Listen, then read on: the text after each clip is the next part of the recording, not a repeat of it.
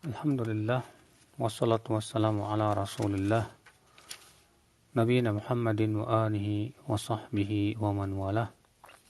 Asyhadu an la ilaha illallah wahdahu la syarikalah wa asyhadu anna Muhammadan abduhu wa rasuluh. Amma ba'd, ayyuhal ikhwah, kita melanjutkan kitab Al-Fiqhul Muyassar. Kita masuk ke Al-Babur Rabi', bab yang keempat, Fisiwaki wa sunalil fitrah, tentang bersiwak dan sunnah-sunnah fitrah. Yang akan kita bahas insyaallah pada malam hari ini adalah tentang siwak, ya. Apa itu as-siwak? Siwak huwa isti'malu 'udin aw nahwihi fil asnani awil lissah. Menggunakan kayu atau semacamnya untuk gigi dan atau ya lidah. Li'izalati ma ya'liqu bihima minal at'imah warwaih, untuk menghilangkan yang menempel padanya berupa makanan dan bau-bau yang tidak enak. Jadi ini definisi siwak, ya. Dan kayu yang dimaksud di sini tidak ditentukan. Selama kayu tersebut adalah kayu yang lembut, tidak membuat gigi berdarah, ya, terluka. Namun yang paling bagus ya, yaitu dari kayu arok. Kayu arok ini terkenal wangi dan yang sering dijual di di toko-toko itu adalah siwak yang berasal dari kayu arok tersebut, di mana ia masya Allah ya bisa menghilangkan bau mulut, ya, bahkan juga membersihkan ya gigi, ya, dan membersihkan gusi. Al-mas'alatul ula, di sini ada beberapa permasalahan yang berhubungan dengan siwak. Yang pertama itu hukum bersiwak. As-siwaku masnun fi jami'il awqat. Siwak itu disunnahkan pada semua waktu. Dan sunnahnya sunnah muakkadah, ya, bukan sunnah biasa. Tapi ia sunnah yang sangat ditekankan sekali. Sampai-sampai Nabi ingin memerintahkan dan mewajibkannya. Kalau bukan karena khawatir memberatkan umatnya. Hatta shaim, walaupun dia sedang berpuasa. Lau tasawwaka fi halis siyamihi fala ba'sa bidzalik. Apabila ia bersiwak saat berpuasa, maka tidak apa-apa. Karena tidak ada dalil yang melarang seorang yang berpuasa bersiwak. Ya. Sawa'un kana awalan nahar au akhirahu. Sama saja apakah itu di awal siang atau di akhir siang. Adapun pendapat yang mengatakan bahwa bersiwak bagi orang yang berpuasa boleh di awal siang dan makruh di akhir siang, ini pendapat yang lemah. Dan dalilnya juga dhaif. Iya, karena tidak ada hadis yang sahih, maka dikembalikan pada asalnya siwak itu disunahkan di setiap waktu. Lianna Nabi sallallahu alaihi wasallam raghaba fihi targhiban mutlaqa. Kenapa? Karena Nabi sallallahu alaihi wasallam menganjurkan bersiwak secara mutlak. Walam yuqayyidhu biwaqtin duna akhar, dan Nabi tidak membatasinya dengan waktu tertentu tanpa waktu yang lain. Ya. Dan kaidah usul fikih mengatakan apa? Dalil yang mutlak, ya, tidak boleh diikat dengan ikatan-ikatan tertentu atau dibatasi dengan batasan-batasan tertentu kecuali dengan dalil. Maka dalil yang mutlak harus diamalkan, ya, sesuai dengan kemutlakannya. Ya, keutamaan siwak itu mutlak. Waktu dari sisi waktunya kapan saja terserah. Tidak boleh dibatasi dengan waktu tertentu kecuali dengan dalil. Ya. Nabi SAW bersabda, as-siwaku madharatun lil fam, mardatun lirrabb. Siwak itu pensuci untuk mulut dan mendatangkan keridhaan Allah. Subhanallah. Hadis ini dikeluarkan oleh Bukhari, demikian pula Imam Ahmad dan Imam Nasai. Bayangkan ya, Nabi SAW mengatakan bahwa siwak itu matharah lil fam, ya, mensucikan mulut, mardatun lirab, dan membuat Allah ridha. Maka subhanallah, dengan kita bersiwak Allah ridha kepada kita. Waqala sallallahu alaihi wasallam, dan Nabi sallallahu alaihi wasallam juga bersabda, laula an asyqa ala ummati la amartuhum bisiwaki 'inda kulli shalah. Kalaulah bukan karena aku khawatir memberatkan umatku, kata Rasulullah, aku akan perintahkan mereka bersiwak setiap kali sholat. Dikeluarkan oleh Imam Bukhari dan Muslim. Lihat ya, Nabi SAW ingin sekali memerintahkan siwak menjadi sebuah kewajiban, ya, terutama setiap kali sholat. Tapi karena Nabi takut memberatkan umatnya, maka Nabi tidak jadi mewajibkannya atau memerintahkannya. Ya, itu menunjukkan akan kasih sayang Nabi SAW kepada umatnya. Maka ini menunjukkan bahwa bersiwak itu sangat-sangat ditekankan sekali. Ya. Al-mas'alatu tsaniyah, masalah yang kedua. Mata yata'akkadu, kapan ditekankan bersiwak. Wa yata'akkadu indal wudu. Yang pertama, sangat ditekankan bersiwak ketika berwudu. Ini berdasarkan hadis, laula an asyqa ala ummati la amartum bisiwak inda kulli wudu. Kalau bukan karena aku khawatir memberatkan umatku, aku akan perintahkan mereka bersiwak setiap kali berwudu. Demikian dalam lafaz Abu Daud. Ya. Maka berarti kalau kita berwudu sangat dianjurkan untuk bersiwak. Wa indal intibahi minan naum. Yang kedua yaitu ketika bangun tidur. Ya. Sebagaimana nanti akan disebutkan dalilnya. Wa inda taghayyuri raihatil fam, dan ketika bau mulutnya, baunya itu berubah jadi bau, jadi nggak enak, maka saat itu sangat ditekankan untuk bersiwak. Supaya apa? Ya, supaya kita tidak mengganggu, bau mulut kita ini mengganggu orang lain.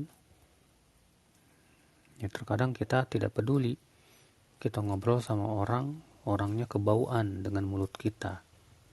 Dan anehnya kita nggak peduli, ya, kalau ternyata mulut kita bau. Kemudian selanjutnya wa inda qiraatil Quran, dianjurkan atau ditekankan bersiwak ketika hendak membaca Al-Quran. Kenapa demikian? Karena berdasarkan hadis Nabi SAW. Ya, kata Nabi SAW, idza qama ahadukum yusalli fa innal malaikah yaqifu wara'ah. Apabila seseorang berdiri sholat, maka malaikat berdiri di belakangnya. Wala yazalu yadnu, wala tazalu tadnu, dan terus malaikat itu mendekat sampai meletakkan mulutnya di mulut orang yang sholat itu. Dan tidaklah ada satupun bacaan Al-Quran yang ia baca kecuali masuk ke dalam perut malaikat itu. Sehingga kata para ulama ini menunjukkan ya, bahwa ketika hendak membaca Al-Quran, kita sangat dianjurkan untuk bersiwak. Wa inda sholah, kemudian juga ketika hendak sholat, berdasarkan hadis yang sudah kita sebutkan tadi. Wa kadza inda dukhulil masjid wal manzil, demikian pula ketika hendak masuk masjid dan rumah. Ya. Mana dalilnya? Li haditsil Miqdam bin Shuraih an abihi qal, berdasarkan hadis Al-Miqdam bin Shuraih, dari ayahnya ia berkata, sa'altu Aisyah, aku bertanya kepada Aisyah radhiyallahu anha, qultu bi ayyi syai'in kana yabda'un Nabi sallallahu alaihi wasallam idza dakhala baitah, dengan apa Nabi sallallahu alaihi wasallam memulai apabila hendak masuk rumah? Qalat bis-siwak. Aisyah berkata, beliau memulai dengan bersiwak dulu. Masya Allah. Sampai-sampai Nabi ketika hendak masuk rumah bertemu dengan istrinya, bersiwak dulu. Ya, terkadang kita sebagai suami cuek bebek, ya. Bodo amat, mau mulut bau kayak mau apa kayak, ya, nggak peduli. Tidak seperti yang Nabi SAW lakukan tentunya. Wa yata'akkadu kadzalika 'inda tulis sukut. Dan ditekankan juga ketika kita banyak diam. Ya, ketika kita banyak diam, namun saya belum menemukan dalilnya tentang masalah ini. Wasofratil asnan dan ketika gigi kuning, ya, karena jigong itu, ya, akibat sisa-sisa makanan yang sudah lama dan membusuk, sehingga berakibat apa yang terjadi, gigi kita jadi kuning, ada kuning-kuningnya. Maka ini sangat ditekankan kita untuk bersiwak. Lil ahaditsis sabiqah, berdasarkan hadis-hadis yang telah lalu. Wa kana Rasulullah SAW idza qama minal laili yashusu fahu bisiwak. Adalah Rasulullah SAW apabila bangun malam, beliau menggosok giginya dengan siwak. Ya. Dan ini juga, ya, sudah kita sebutkan tadi bahwa tempat yang sangat ditekankan untuk bersiwak itu ketika bangun dari tidur, terutama tidur malam. Wal muslimu ma'murun 'indal ibadati wa taqarrubi ila Allah an yakuna ala ahsani halin minan nadhafati wat taharah. Wal muslim, dan seorang muslim, ma'murun, diperintahkan oleh siapa? Oleh Allah. Ya, ketika ibadah dan ketika taqarrub kepada Allah, agar ia berada di atas keadaan yang paling bagus dari kebersihan dan kesucian. Karena masalahnya kita berhadapan dengan Allah. Ya, kita berhadapan dengan orang saja dalam keadaan mulut kita bau, mulut kita kuning, malu. Masa kepada Allah kita nggak malu? Tentu Allah lebih berhak untuk kita malu kepadanya. Nah, ini ikhwatal Islam. Al-mas'alatu tsalitsah, masalah yang ketiga, bima yakun. Siwak itu dengan apa sih?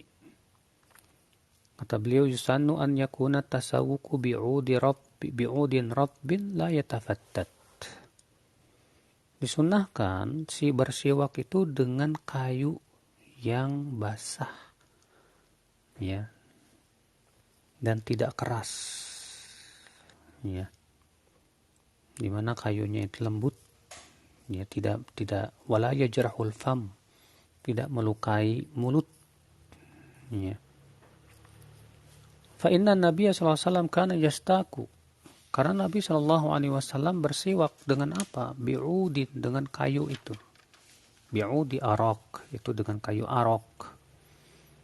Kayu arok itu sebuah pohon, ya, di mana ia tumbuh di padang pasir sana. Di mana kayu arok ini masya Allah wangi, ya. Walahu an yatasawwaka biyadihi al-yumna awil yusra, fal amru fi hadza wasi'un.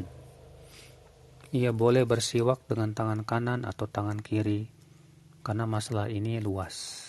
Karena di sini beliau mengisyaratkan adanya perselisihan ulama tentang apakah bersiwak itu sunnahnya pakai tangan kanan atau bersiwak itu sunnahnya pakai tangan kiri.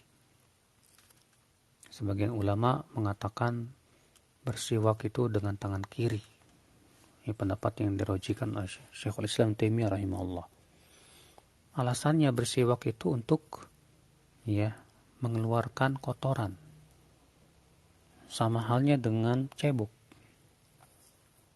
Sehingga atas dasar itu kata beliau, kata Ibnu Taimiyah, disunahkannya pakai tangan kiri.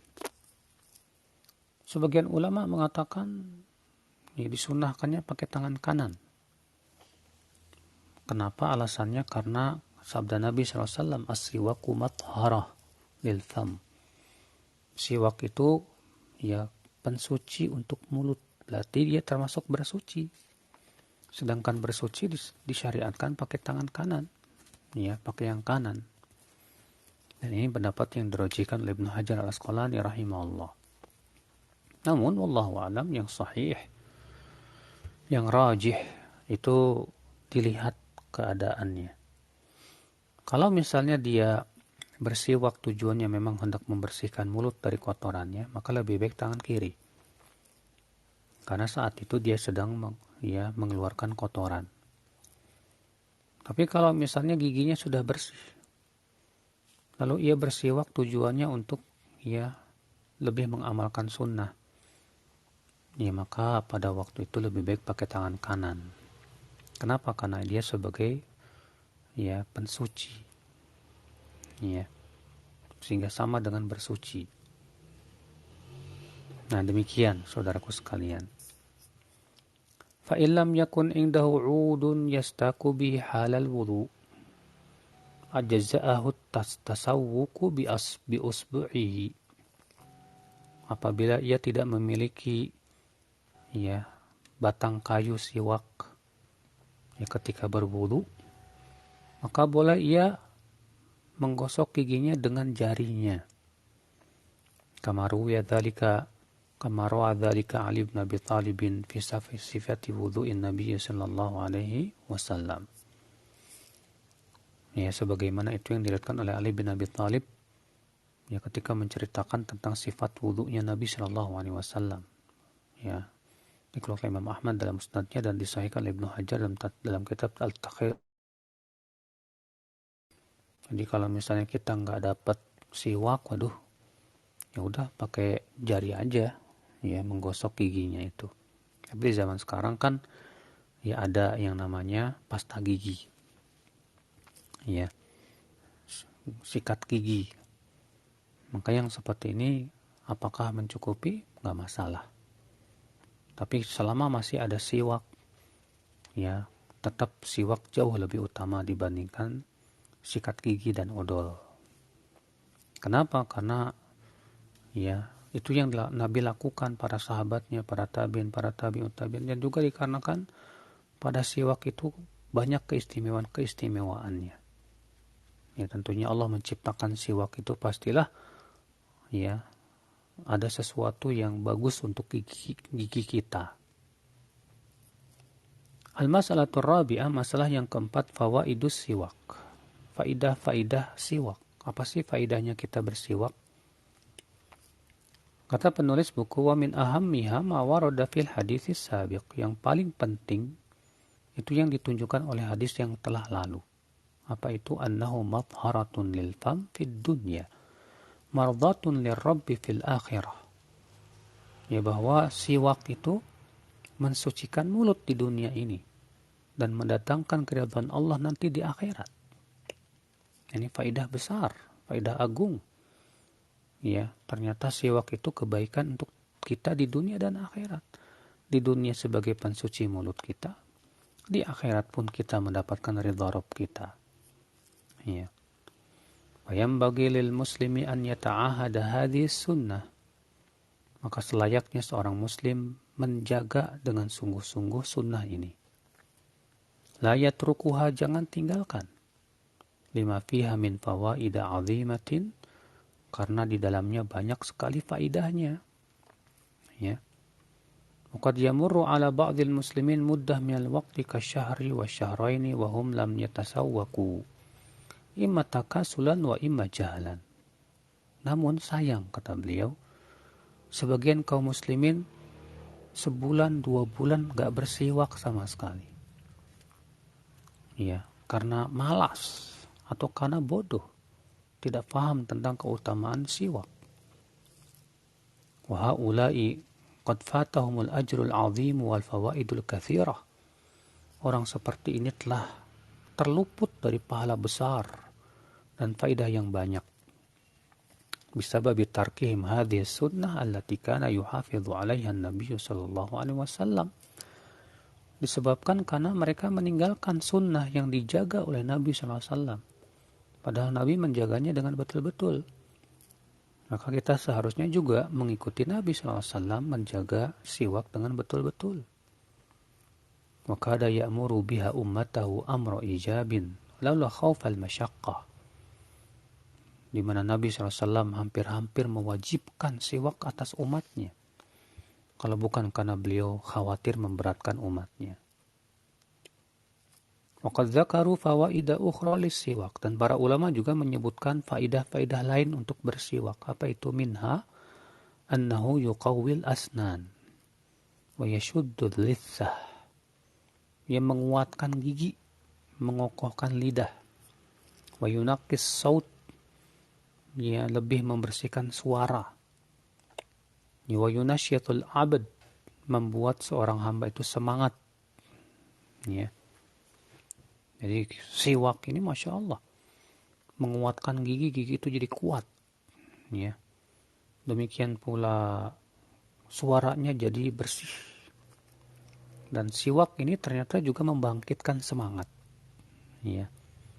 Nah, faedah-faedah seperti ini tidak kita dapatkan pada sikat gigi, saudaraku tentunya. Ya. Maka dari itu kita berusahalah semaksimal mungkin betul-betul untuk bisa menjaga sunnah siwak ini, ya, karena terkadang saya pribadi sering lupa, ya, untuk bersiwak. Maka ya, dengan kita mengetahui dan memahami tentang keistimewaan bersiwak ini, ya, seharusnya bangkit lagi termotivasi kita untuk betul-betul menjaga siwak. Ya, kalau bisa tuh ya siwak yang ada di toko orang borong aja, ya, untuk kita betul-betul bisa bersiwak, bisa kita bawa kemana-mana, ya, karena memang siwak itu sangat tidak merepotkan, ya, bisa kita bawa kemana-mana, ya. Nah, ini demikian, semoga kita termasuk orang yang bisa melaksanakan sunnah yang agung ini, yang dimana bersiwak, kata Rasulullah SAW, mendatangkan keridhaan Allah. Demikian, Allahu a'lam.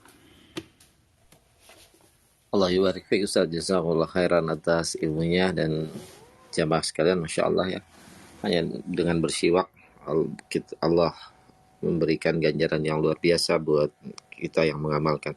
Dan Alhamdulillah sesi materi telah selesai dan kita masuk ke sesi tanya jawab. Bagi teman-teman bisa bertanya melalui secara langsung dengan menekan tombol raise hand dan atau menuliskannya di kolom back channel. Dan mohon nanti bertanya dengan singkat dan padat pada inti pertanyaan, dan jangan lupa untuk memberikan salam. Ya. Selanjutnya tafadhol kepada Pak Saleh. Alhamdulillah, syukron Bang Zul. Assalamualaikum warahmatullahi wabarakatuh, Ustaz. Semoga Ustaz, Assalamualaikum warahmatullahi wabarakatuh, penyelenggara, kita semua dan kaum muslimin diberikan kesehatan, kebaikan dan keselamatan dunia dan akhirat. Amin. Ustaz, untuk bersiwak ini apakah ada zikirnya sebelum dan sesudah? Dan bagaimana untuk memandikan janaiz? Apakah juga disunahkan untuk dibersihkan mulutnya? Syukron, jazakumullah khair. Saya belum menemukan dalil tentang dzikir bersiwak. Karena saya belum menemukan dalil tentang dzikir bersiwak, jadi saya tidak berani untuk mengatakan dzikir bersiwak begini dan begitu. Karena dzikir itu ibadah, dan ibadah itu sifatnya tauqifiyah. Ya, tauqifiyah itu artinya menunggu dalil. Kalau ada dalil kita laksanakan, kalau tidak maka kita tidak laksanakan. Ya. Demikian pula membersihkan gigi mayat dengan siwak ini pun juga saya tidak mendapatkan dalil bahwa Nabi SAW membersihkan ya gigi mayat dengan siwak. Ya, Allahu a'lam. Syukron, jazakumullah khairan, barakallahu fikum. Ya, wafik barakallah. Dan selanjutnya kepada Ukhti Umi. Tafadhol bertanya kepada Ustaz. Bismillah, Assalamualaikum warahmatullahi wabarakatuh, Ustaz. Izin bertanya, apakah kalau kita pakai sikat gigi dan odol yang pakai siwaknya itu apakah sama dengan sunnahnya siwak? Pendapat yang saya condong kepadanya bahwa siwak ya tidak bisa disamakan hukumnya dengan sikat gigi dan odol. Kenapa? Karena banyak keistimewaan yang ada pada siwak. Ya. Yang sudah kita sebutkan tadi. Tapi kalau misalnya ternyata kita tidak punya siwak, maka kita sikat gigi. Yang jelas tujuannya adalah untuk membersihkan gigi kita dan menghilangkan baunya. Ya. Tapi selama masih ada siwak dan selama kita masih bisa beli siwak, utamakan siwak. Kalau misalnya kita mau gabung antara siwak dengan sikat gigi, silahkan, nggak masalah, supaya lebih bersih lagi. Ya demikian, Allahu a'lam. Nah, Ustaz, syukron, jazakallah khairan. Iya. Jazakallah khairan. Dan selanjutnya teman-teman, kita masih punya cukup banyak waktu untuk bersoal jawab dengan guru kita. Kurang lebih kita masih punya waktu sekitar 20 menitan. Waktu ini sangat prestisius untuk kita gunakan bersoal jawab. Ustadz, izin membacakan pertanyaan tertulis tapi di luar tema, Ustadz. Bismillah, Assalamualaikum warahmatullahi wabarakatuh. Alhamdulillah dakwah salaf sekarang sudah tersebar luas khususnya di tanah air. Dan banyak sekali bermunculan akun-akun dakwah baik yang atas nama pribadi ataupun anonim. Hanya agak disayangkan banyak yang menggunakan narasi atau bahasa yang bernada keras, bahkan cenderung kasar dalam membantah ahlul bid'ah ataupun menyikapi celaan orang-orang awam terhadap dakwah sunnah dan ulama-ulama ahlu sunnah. Apakah hal itu diperbolehkan, Ustaz? Jazakumullah khairan. Tentunya, saudaraku, kata para ulama, al-aslu fid da'wah ar-rifqu wal-lin. Pada asalnya dakwah itu harus dengan lemah lembut. Ya. Lihat bagaimana Allah menyuruh Nabi Musa dan Nabi Harun untuk menasihati Fir'aun dengan lemah lembut. Allah berfirman, "Idhaba ila fir'auna innahu tagha. Faqula lahu qawlan layyina la'allahu yatadhakkaru aw yakhsha." Pergilah kalian berdua kepada Fir'aun, sesungguhnya ia itu telah melampaui batas, kata Allah. Dan ucapkan kepadanya dengan ucapan yang lemah lembut, yang lembut. Ya. Mudah-mudahan ia mau ingat atau takut. Bayangkan, sekarang menjadi pertanyaannya adalah, mana yang lebih bahaya? Lebih buruk maksudnya. Mana yang lebih buruk? Fir'aun atau ahlu bid'ah? Ahlu bid'ah masih beriman, masih mengikuti sunnah, masih mencintai Allah dan Rasulnya, walaupun memang ada kesalahan pada kebid'ahannya itu. Ya, mana yang lebih baik, kita atau Nabi Musa? Ya tentu Nabi Musa jauh lebih baik. Ternyata sebaik-baiknya manusia kepada seburuk-buruknya manusia saja disuruh untuk mengucapkan kata-kata yang lembut, ya, tidak kasar, ya. Lihat Rasulullah SAW ketika orang Yahudi lewat, lalu kemudian orang Yahudi itu mengucapkan doa, ya, kebinasaan untuk Rasulullah SAW. Apa kata orang Yahudi? Assalamu alaik. Kata Rasulullah apa? Wa alaik. Iya. Ketika Aisyah mendengar, Aisyah langsung sumpah serapah dengan kasar. Waalaikumsalam wal la'nah. Ya abna al-qirodah wal khanazir. Atas kalian kematian dan laknat wahai anak-anak kera dan babi. Demikian dalam riwayat Imam Ahmad dengan lafaz seperti itu. Mendengar itu Rasulullah SAW berkata kepada Aisyah, "Malan ya Aisyah, nggak boleh gitu Aisyah. Innallaha rafiqun yuhibbur rifq." Sesungguhnya Allah itu lembut dan suka kelembutan. Lihat bagaimana lembutnya Al-Quran memanggil Banu Israel. Orang-orang Yahudi dipanggil dengan apa? Ya Bani Israel. Wahai anak-anak Israel. Siapa Israel? Nabi Yaqub alaihissalatu wassalam. Ya, antum saja kalau dipanggil wahai anak-anak, ya, wahai anak-anak bangsawan, wah, tersanjung. Maka dari itu, cobalah kita, ya, mencontoh Rasulullah dan para sahabatnya dalam berdakwah. Contoh Ya, bagaimana Al-Quran dengan lembutnya yang mendakwahi orang-orang kufar. Ya, terkadang ya seperti itu yang turun dari yang turun ke dakwah orang-orang yang baru kenal sunnah, lagi semangat-semangatnya. Ya. Akhirnya apa, sikat sana sikat sini dengan kasarnya. Dan ternyata ya dia bukan seorang alim. Kebanyakan mereka para penuntut ilmu, ya, yang memang sedang semangat, girohnya membara-bara. Lalu kemudian karena dia bisa dengan keras dan bersikap keras menuduh para asatidzah yang yang lemuk, ya Pak, yang lembut, katanya itu terlalu lembek. Ya.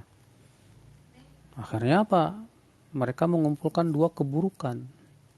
Keburukan yang pertama bersikap kasar. Keburukan yang kedua bersikap suudzon kepada para orang-orang alim ulama.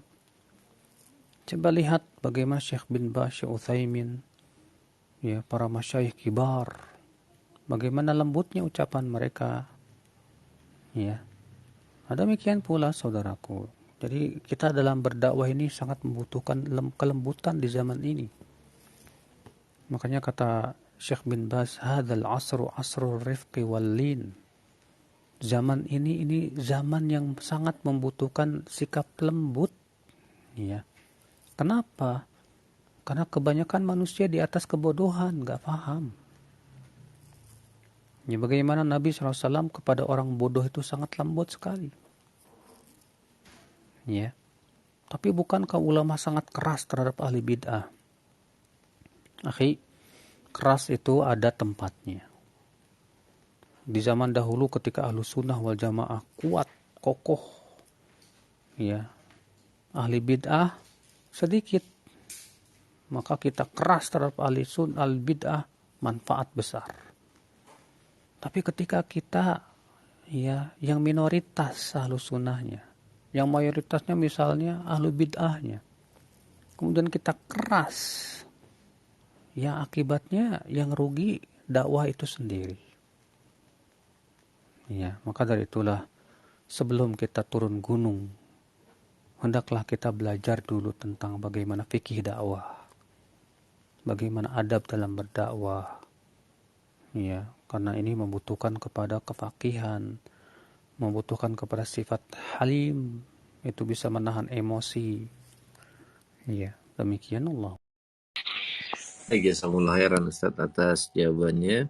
Dan selanjutnya kita ke penanya secara langsung kepada Akhi Bong. Tafadol bertanya kepada Ustaz.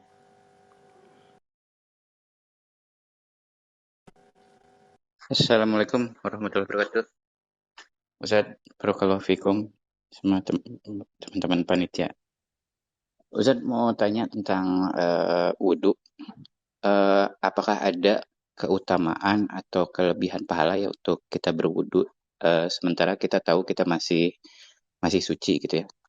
Kita misalnya kita sholat maghrib, kita wudhu, lalu azan isya, tapi kita yakin kita belum batal gitu ya. Apakah ada tambahan pahala kalau kita wudhu, atau sebaiknya itu ditinggalkan saja wudhu karena itu jadi hal yang sia-sia gitu ya. Gitu saja Ustaz. Syukran, jazakallahu khairan.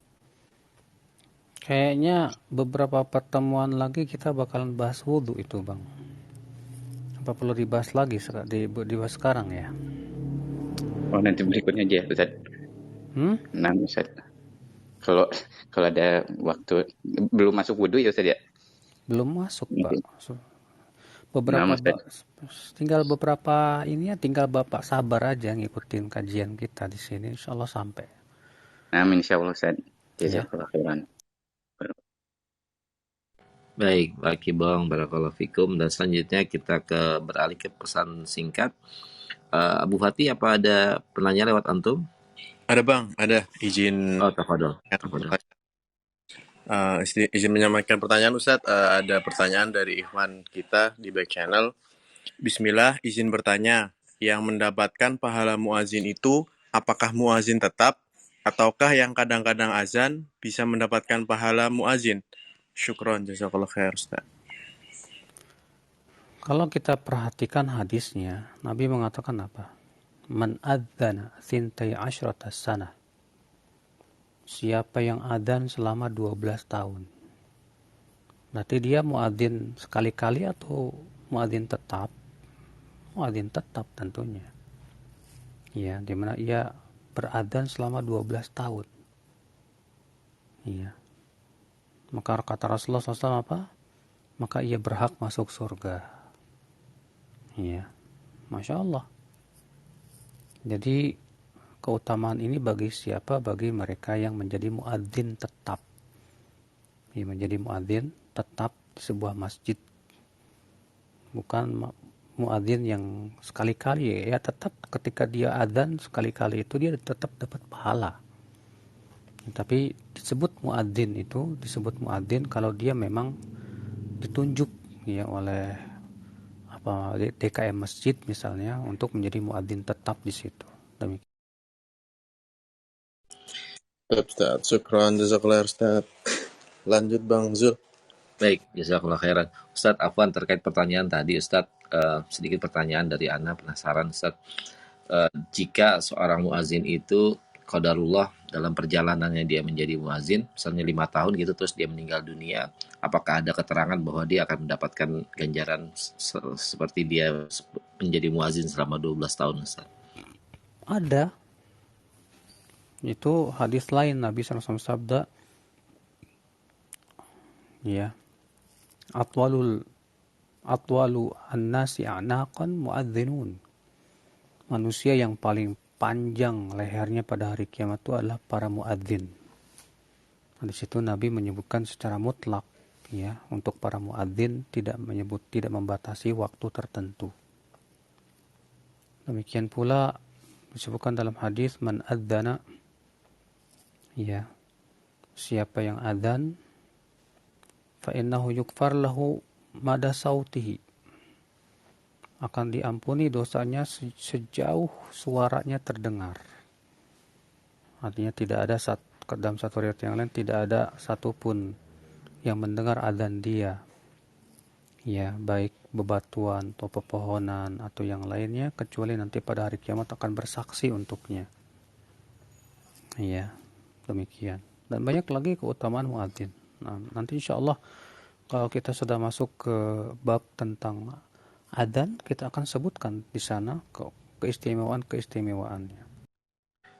Masya Allah, barakallahu fikum Ustaz, jazakumullah khairan. Dan selanjutnya kita beralih ke penanya langsung kepada Ukhti Sister. Tafadhol langsung bertanya. Baik.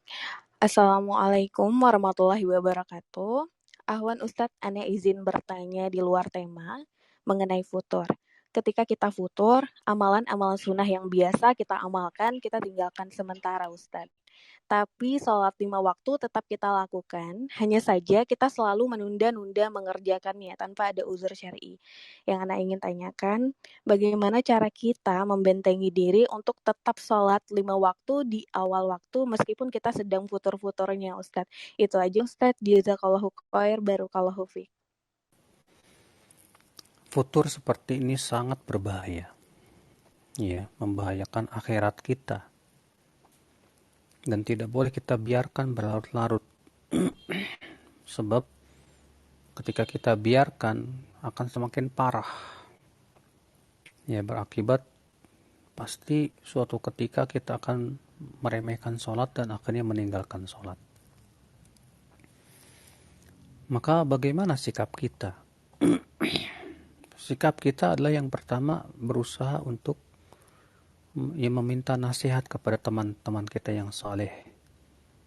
Demikian pula ustadz, ya, agar kita bisa termotivasi kembali. Yang kedua, kita berusaha untuk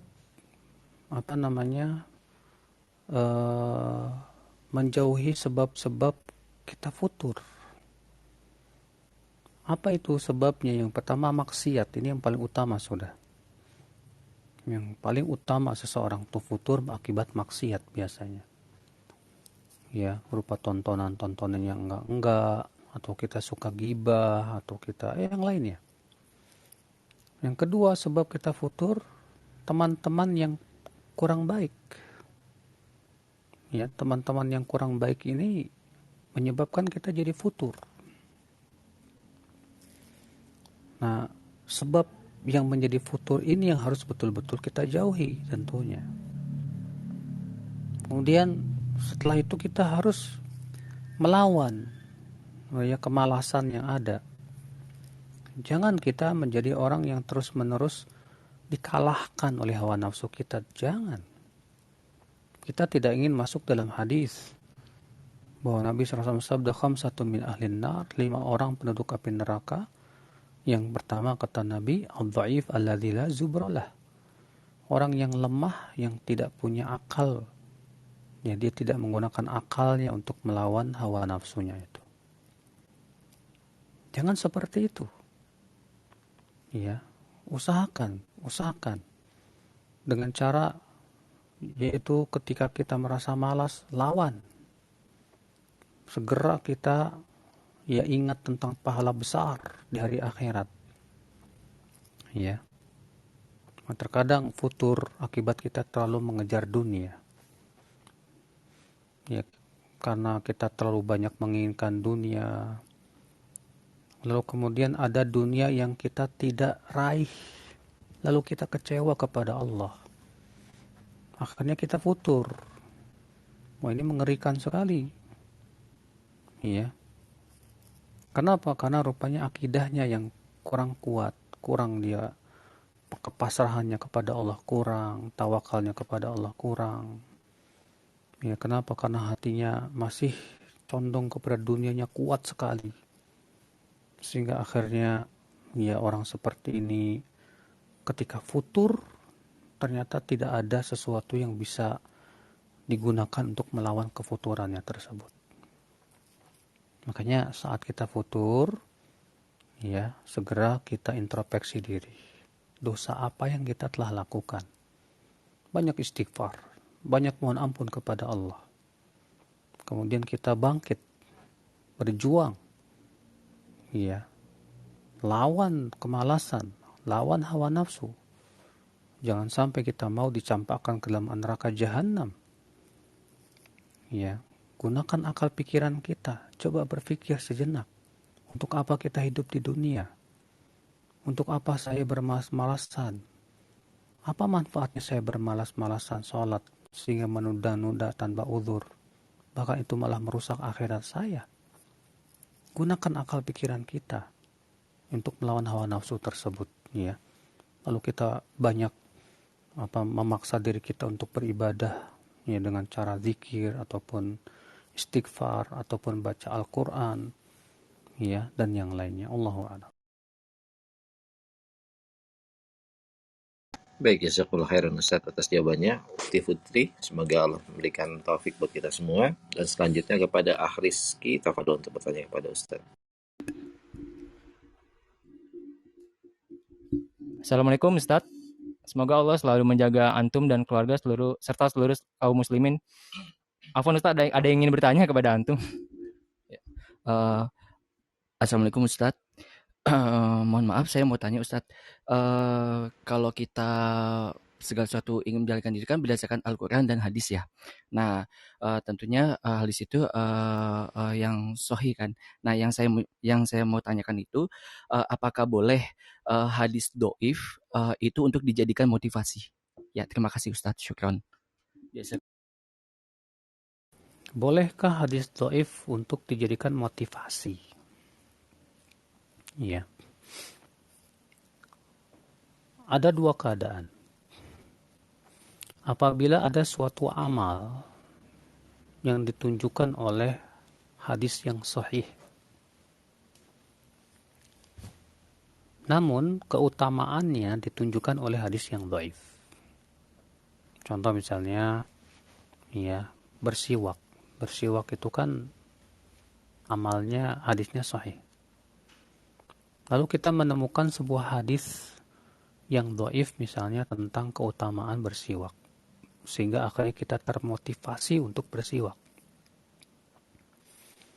Maka yang seperti ini boleh, nggak masalah.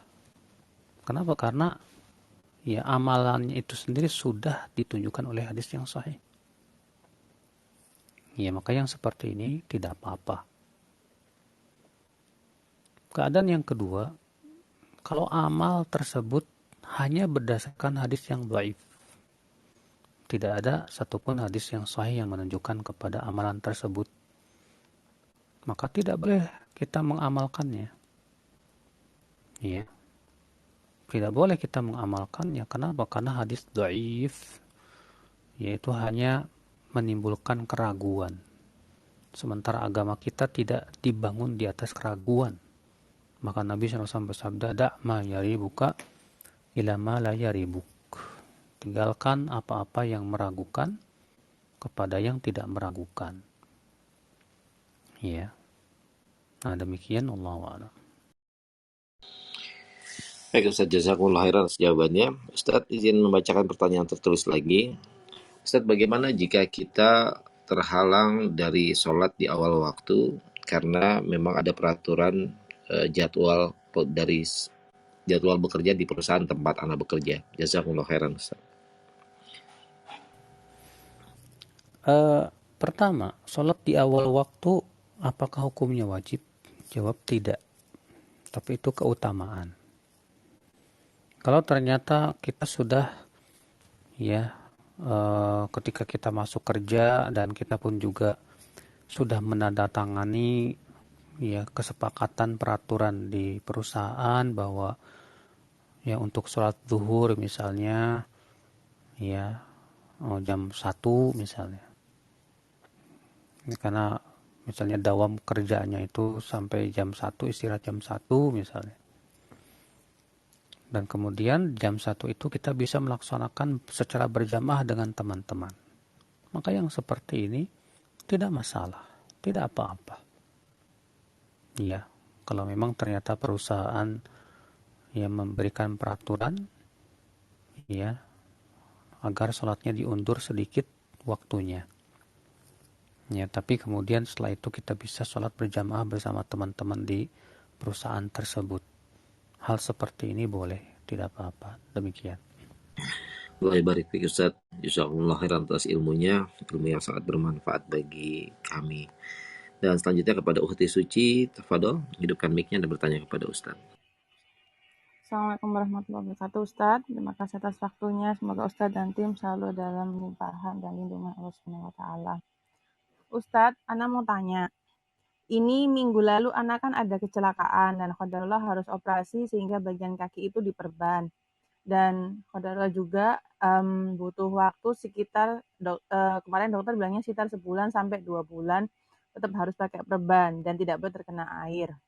Pertanyaannya Ustaz, selama waktu itu anak kan sholat itu tayamum, anak dirinya itu kan karena sebentar, ternyata sama dokter masih itu lama kan harus operasi kedua.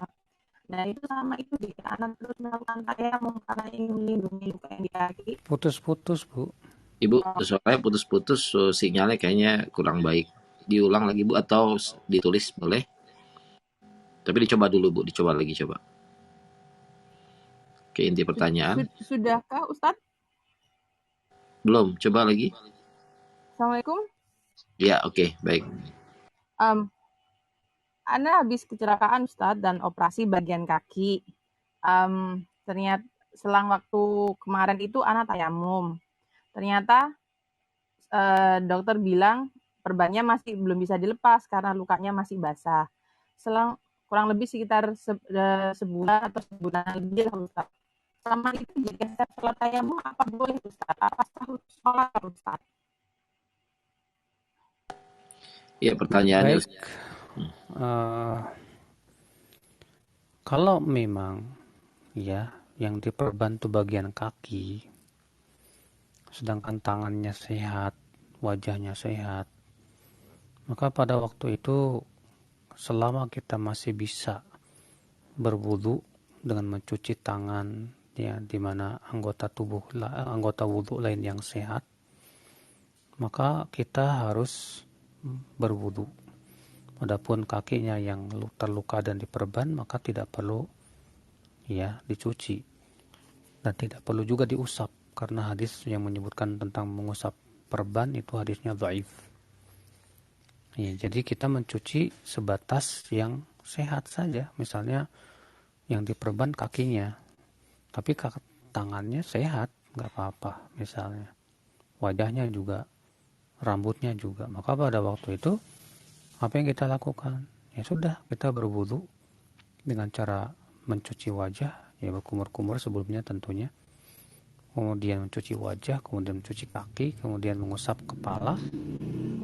Adapun kakinya yang masih terbalut oleh ya perban, ya maka pada waktu itu tidak perlu kita apa-apakan. Ya. Ini berdasarkan ayat Allah berfirman, "Fattaqullaha mastata'tum." Bertakwalah kepada Allah semampu kamu. Berarti yang mampu kita bisa cucilah. Yang tidak mampu maka tidak perlu. Ya, demikian. Jadi saudaraku, ya, Islam itu sangat menjaga kebersihan dan kesucian badan dan batin, ya. Sampai-sampai masalah siwak, ya, yang berhubungan dengan masalah mulut dan gigi, Nabi sangat memperhatikannya. Ya. Nabi SAW juga menganjurkan dan menekankan umatnya untuk bersiwak. Sampai-sampai Nabi ingin mewajibkan, kalau bukan karena Nabi khawatir memberatkan mereka. Ini menunjukkan betapa Islam sangat memperhatikan masalah kebersihan. Ya, kalau gigi saja, mulut saja harus kita perhatikan kebersihan, demikian pula yang lainnya. Maka dari itulah, subhanallah, ya, Islam ini agama yang sangat sempurna sekali, ya. Maka kita berusaha juga untuk mempraktikkan keindahan Islam itu pada diri kita, ya, terutama dengan melaksanakan sunnah bersiwak ini. Semoga kita termasuk orang-orang yang diberikan oleh Allah kekuatan untuk melaksanakan sunnah Nabi SAW. Demikian, wabillahi taufiq.